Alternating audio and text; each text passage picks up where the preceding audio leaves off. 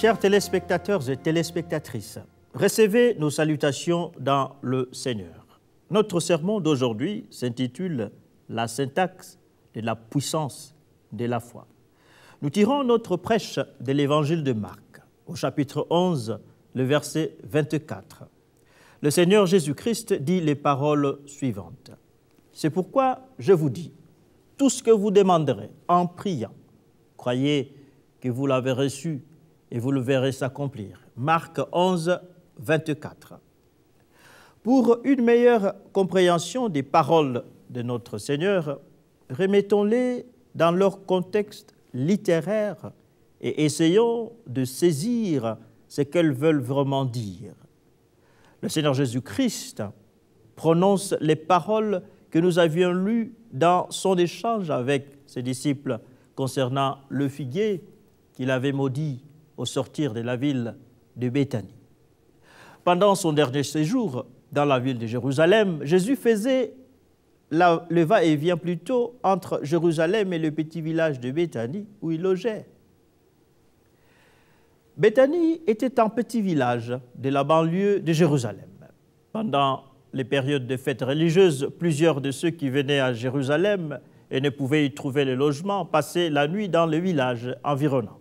Jésus, pendant sa dernière visite à Jérusalem, logeait dans le petit village de Béthanie et montait avec ses disciples dans la ville sainte chaque matin. Voilà que ce matin, au sortir du village de Béthanie, au petit matin, Jésus eut faim, chemin faisant. Non loin de la route, il vit un arbre fruitier, un figuier verdoyant, plein de feuilles. Jésus se dirigea vers l'arbre dans l'espoir d'y trouver quelques fruits. Mais hélas, comme l'indique Marc, l'auteur de l'Évangile, ce n'était pas la saison des figues et l'arbre était sans fruits. Mais pourquoi avait-il tant de feuillage? Jésus s'énerva quelque peu de l'infertilité de l'arbre et prononçant une malédiction contre elle, que jamais personne ne mange de ton fruit. Les disciples qui étaient près de Jésus entendirent les paroles du Christ, mais à leur vue, l'arbre était bel et bien là, toujours verdoyant, plein de feuillage. Rien ne s'était passé, malgré les paroles des malédictions du Seigneur. Mais les choses ne furent plus les mêmes le lendemain. Le texte biblique dit, le matin, en passant, les disciples virent le figuier séché jusqu'aux racines. Pierre, se rappelant ce qui s'était passé, dit à Jésus, « Rabbi, regarde le figuier que tu as maudit, a séché. » Jésus prit la parole et leur dit, « Eh, foi en Dieu, je vous le dis en vérité, si quelqu'un dit à cette montagne, ôte-toi de là et jette-toi dans la mer, et s'il ne doute point en son cœur, mais croit que ce qu'il dit arrive, il le verra s'accomplir. C'est pourquoi je vous dis, tout ce que vous demanderez en priant, croyez que vous l'avez reçu et vous le verrez s'accomplir. » Marc 11, 20 à 24. Un miracle s'est produit. Le figuier, hier encore verdoyant, plein de feuilles et de vie, devient sec jusqu'à ses racines le jour suivant. Et Jésus attribue ce miracle à la puissance de la prière faite avec foi. Le Seigneur enseigne que la même puissance qu'il a manifestée face au figuier stérile est disponible à ses disciples s'ils apprennent à avoir foi en Dieu, à prier sans douter. Le Seigneur affirme que ceux de ses disciples qui apprennent à avoir foi en Dieu et à ne pas douter dans leur prière peuvent désormais déplacer des montagnes. Mais le message du texte ne se trouve pas dans la foi qui déplace les montagnes, mais plutôt dans la foi qui saisit ce qu'elle a demandé avant que cela n'arrive. Le Seigneur nous appelle à entrer dans la syntaxe de la puissance de la foi. Au verset 24, le Seigneur dit « Tout ce que vous demanderez en priant, croyez que vous l'avez reçu et vous le verrez s'accomplir. » Pour bien saisir le message de notre verset, chers frères et sœurs, suivons l'arrangement syntaxique du texte que nous avions lu. Suivons attentivement l'agencement des temps des verbes utilisés au verset 24 de Marc 11. Le Seigneur dit « Tout ce que vous demanderez en priant ». La première proposition contient un seul verbe, le verbe « demander », conjugué au futur. Vous demanderez tout ce que vous demanderez, c'est-à-dire toutes vos requêtes, tous vos besoins que vous amènerez au Seigneur dans la prière. Croyez que vous l'avez reçu. La deuxième proposition contient deux verbes, les verbes croire et le verbe recevoir. Le premier verbe, le verbe croire, est conjugué au présent de l'indicatif croyez. Et le deuxième verbe, le verbe recevoir, est conjugué à l'aoriste indicatif. L'aoriste est un temps de la conjugaison grecque qui exprime souvent qu'une action a déjà eu lieu dans le passé. L'aoriste se traduit souvent en français par le passé simple ou par le plus que parfait. Dans notre texte, le Seigneur dit que tout ce que ses disciples demandent au présent, dans la prière, il faut qu'ils le considèrent comme réalisé dans le passé, juste après qu'ils aient fini de formuler leurs demandes. Croyez que vous l'avez reçu signifie considérer votre demande comme exaucée. Finalement, la troisième proposition contient un verbe conjugué au futur. Vous le verrez s'accomplir. C'est un verbe composé. La syntaxe de la puissance de la foi va donc de la demande faite à Dieu dans la prière au présent, de son exaucement dans le passé et de son accomplissement dans le futur. Dans le contexte du texte que nous venons de lire, la parole de malédiction que le Christ a prononcée contre le figuier a été prononcée au présent, que personne jamais ne mange de ton fruit. Cette parole, formulée dans le présent, a pénétré l'arbre pendant que Jésus et ses disciples étaient encore sur place.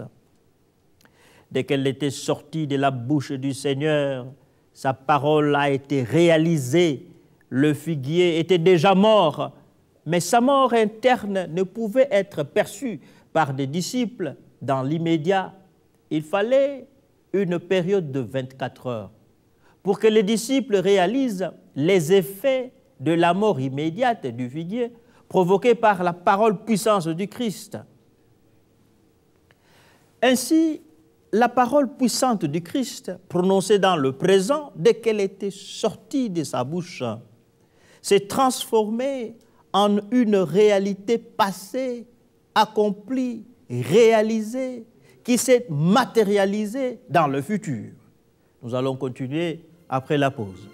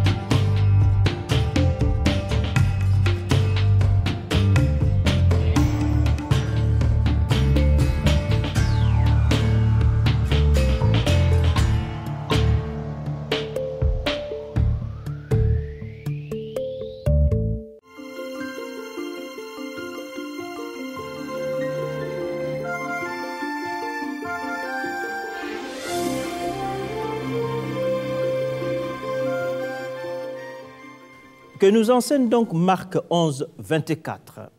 Quelle est la théologie de la syntaxe, de la puissance de la prière? La prière de foi fonctionne non pas comme une parole, mais comme une action. La parole de puissance, dite par le Christ contre le figuier, n'était pas une simple parole, elle était une action qui a pénétré le figuier, qui a pénétré le sol sur lequel le figuier était planté, qui a pénétré l'environnement dans lequel vivait le figuier pour le rendre hostile et provoquer sa mort. La parole toute puissante du Christ a provoqué l'assèchement de la nappe phréatique du sol dans lequel les racines du figuier puisaient leur nourriture. La parole toute puissante du Christ a provoqué le changement de l'information génétique du figuier pour l'empêcher de se développer normalement. La parole toute puissante du Christ a provoqué la transformation des conditions météorologiques de l'environnement immédiat du figuier afin de l'asphyxier et de provoquer sa mort. La parole puissante du Christ n'était pas plutôt une simple parole, elle était une action toute puissante qui a provoqué l'assèchement du figuier constaté 24 heures après. La syntaxe de la puissance de la foi nous enseigne que chaque fois que nous prions par la foi, chaque fois que nous plaçons notre confiance en Dieu et que nous ne doutons pas de sa toute-puissance et de son amour pour nous, Dieu met en branle à l'instant même le processus de notre délivrance.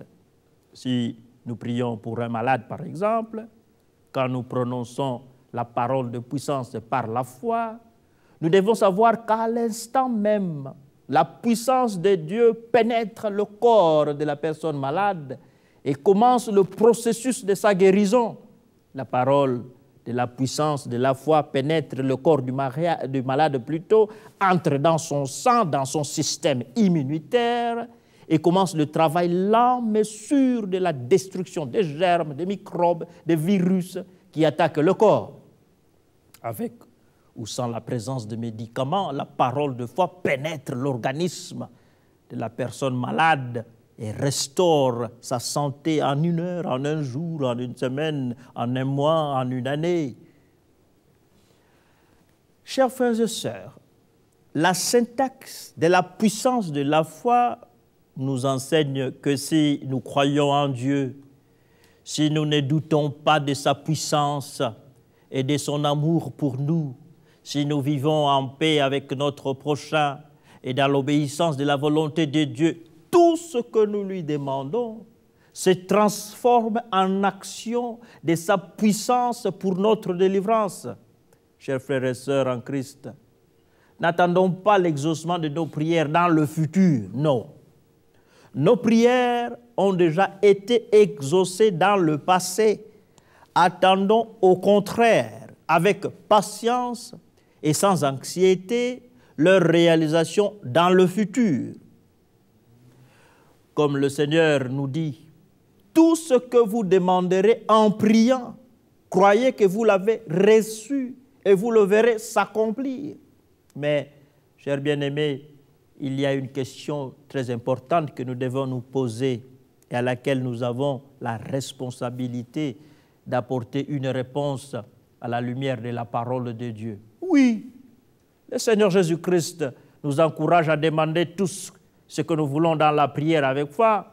Il promet que si nous demandons avec foi, nous devrions croire que nous l'avons reçu et nous le verrons s'accomplir. C'est d'ailleurs ce que l'apôtre Jean nous dit dans sa première lettre. Nous avons auprès de lui cette assurance que si nous demandons quelque chose selon sa volonté, il nous écoute. Et si nous savons qu'il nous écoute, quelque chose que nous demandions, nous savons que nous possédons la chose que nous lui avions demandée. 1 Jean chapitre 5, versets 14 à 15. Mais que faut-il penser et dire si malgré toute notre foi, nous demandons des choses à notre Dieu dans la prière, mais rien ne se passe? Mais pourquoi est-ce que souvent nous prions avec foi, sans douter, pour des besoins urgents et vitaux? mais Dieu ne nous répond pas. Dieu ne nous donne pas ce que nous lui avions demandé. Est-ce parce que nous aurions mal demandé? Est-ce parce que nous aurions douté? Est-ce parce que nous n'aurions pas rempli toutes les conditions bibliques données par le Seigneur? Chers bien-aimés, calmons-nous. Le Seigneur Jésus-Christ, dans Marc 11, 24, nous apprend à prier avec liberté et sincérité devant notre Dieu qui nous aime. S'il arrive que malgré tout le sérieux et la profondeur de notre foi, Dieu ne nous répond pas, nous ne devons pas nous condamner. Nous devons apprendre à distinguer entre la foi et la volonté de Dieu dans notre prière. Il est possible que nous prions avec foi et sans douter. En principe, selon la promesse plutôt que Dieu nous fait dans Marc 11, 24, Dieu devrait nous donner ce que nous lui avions demandé avec foi, sans douter. Mais si nous remarquons que Dieu ne répond pas favorablement à notre prière faite avec foi, nous devrions directement savoir que Dieu honore notre foi. Mais ce que notre foi profonde demande à Dieu n'est pas conforme à la volonté de Dieu. La prière faite avec foi, sans doute, mais qui est contraire à la volonté de Dieu, ne peut pas être exaucée par Dieu. Notre Dieu n'exauce que les prières faites avec foi et qui sont conformes à sa volonté. Dans la Bible, nous avons l'exemple de notre Seigneur Jésus-Christ qui a prié Dieu avec foi dans le jardin de Gethsémane afin que Dieu lui épargne la mort sur la croix. Bien que Dieu a honoré la foi de Jésus en lui donnant, en écoutant sa prière, Dieu a refusé de répondre favorablement à la prière de Jésus parce qu'elle ne correspondait pas à sa volonté. L'auteur de l'Épître aux Hébreux écrit « C'est lui qui, dans les jours de sa chair, ayant présenté avec de grandes cris, avec larmes, des prières et des supplications à celui qui pouvait le sauver de la mort, et a été exaucé à cause de sa piété, a appris, bien qu'il fût fils, l'obéissance par les choses qu'il a souffertes et qui, après avoir été élevé à la perfection, est devenu pour tous ceux qui lui obéissent l'auteur d'un salut éternel. Hébreux chapitre 5, versets 7 à 9. Ainsi, chers bien-aimés, pour que la syntaxe de la foi fonctionne correctement, pour que Dieu puisse répondre favorablement à notre prière, nous devons être sûrs que nous remplissons les deux conditions suivantes. Nous devons d'abord prier avec foi, sans douter. Ensuite, nous devrions vérifier que ce que nous demandons à notre Dieu dans la prière, avec foi, est conforme à sa volonté. En effet, Dieu ne contredit jamais sa volonté, même si nous prions avec foi et sans douter. Chers bien-aimés, ce que nous venons de dire ne doit pas nous décourager dans la prière. Notre Seigneur ne veut pas que nous prions avec doute et hésitation. Notre Seigneur ne veut pas que nous puissions prier sans assurance. Au contraire, notre Seigneur veut que nous prions comme des petits enfants. Il veut que nous prions à lui avec foi, avec une foi complète et naïve. Nous allons continuer après.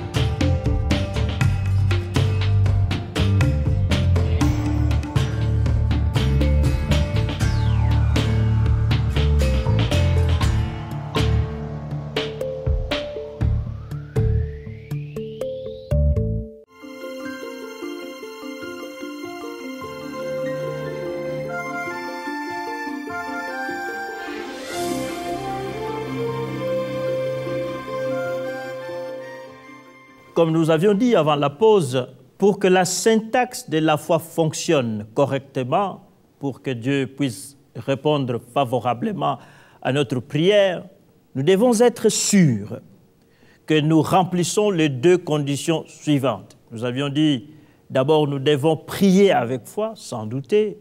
Ensuite, nous devions vérifier que ce que nous demandons à Dieu dans notre prière avec foi est conforme à sa volonté.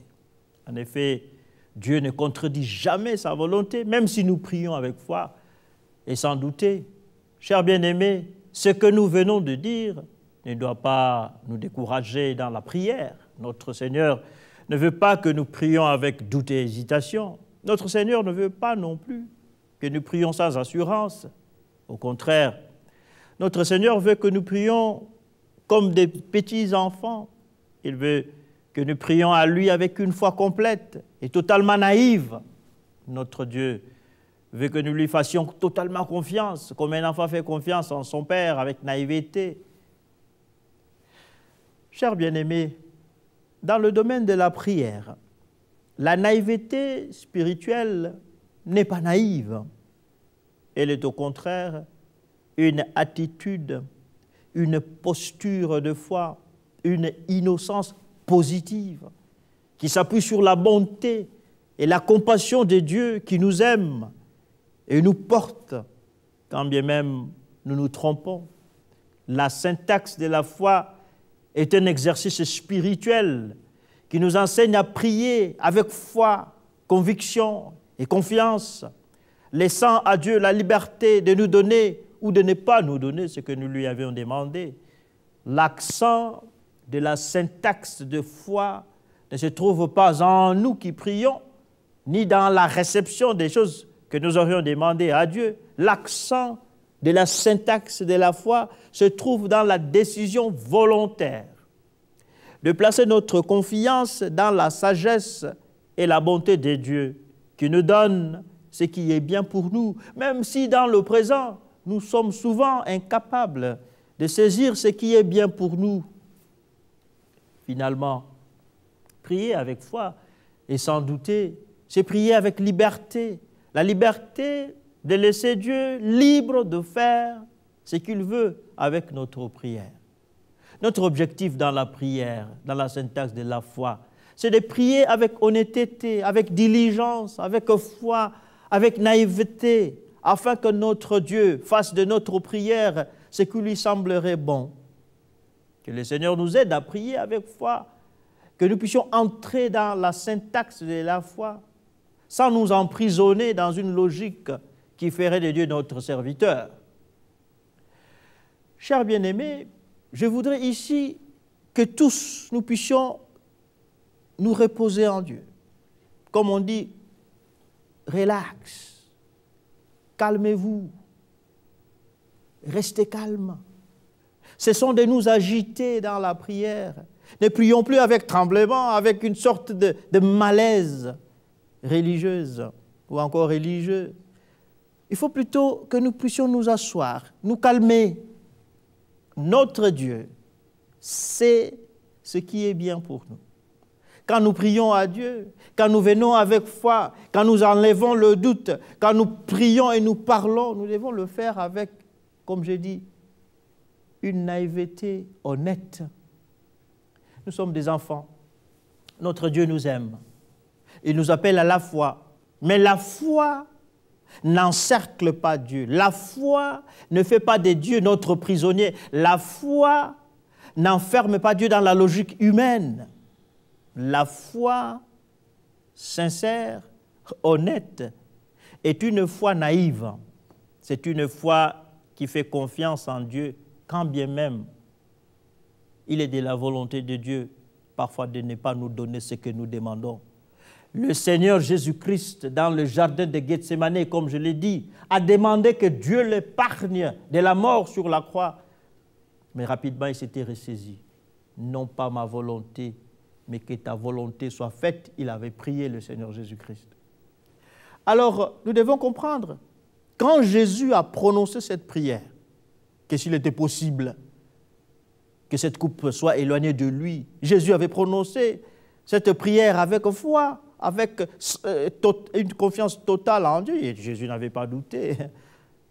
Mais il a appris une chose, sa foi était placée sous la soumission de la volonté de Dieu. La syntaxe de la foi nous enseigne donc à parler avec Dieu, à prier avec honnêteté, avec naïveté, d'une manière positive, mais aussi, attention, à placer notre foi sous la souveraineté de la volonté de Dieu. Il ne faut jamais avoir honte de placer sa foi en Dieu. Il ne faut jamais hésiter. Un enfant demande. Comme Dieu nous l'a dit, il faut demander. Mais un enfant sage demande conformément à la volonté de Dieu.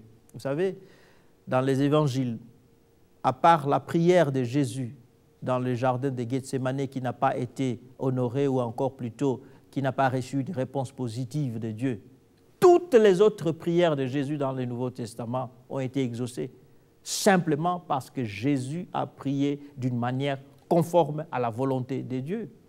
Donc, frère, il faut comprendre une chose, sœur. Si tu veux que toutes tes prières soient exaucées, mais c'est simple, il faut prier avec foi, il ne faut pas douter, il faut être en paix avec les autres, comme je l'ai enseigné dans les sermons passés. Mais les trois conditions ne suffisent pas. Et j'ai dit, il faut prier avec foi en Dieu, il ne faut pas douter, il faut être en paix avec Dieu, avec les autres. Mais quatrièmement, il faut tout faire pour que notre prière demeure dans la volonté de Dieu. Il y a quelque temps, il y avait une sœur qui était venue me voir, je ne vais pas dire où, dans quel pays, pour garder la confidentialité. Elle était venue me voir, mais pasteur, vous savez, j'ai un problème. Mais quel est ton problème, ma sœur? Vous savez, je veux que Dieu me dise sa volonté parce que, vous savez, moi, j'aime un homme et je voudrais savoir si c'est vraiment lui que Dieu a prévu pour moi comme époux. Eh bien, je dis, mais attention, est-ce que cet homme est libre? Oh non, il a déjà sa femme. J'ai dit, mais ma sœur, tu n'as plus besoin de prier.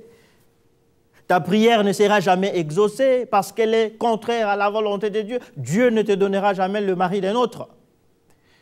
Vous voyez, la sœur pouvait avoir toute la foi du monde, pouvait éviter de douter, mais Dieu ne lui donnerait jamais ce qu'elle demandait parce que ce qu'elle demandait était contraire à la volonté de Dieu. Dieu ne te donnera jamais le mari d'un autre. Prier avec foi, c'est prier d'une manière qui est soumise à Dieu et conforme à la volonté de notre Dieu. Que le Seigneur nous enseigne à demander avec foi, sans douter et conformément à sa volonté. Amen.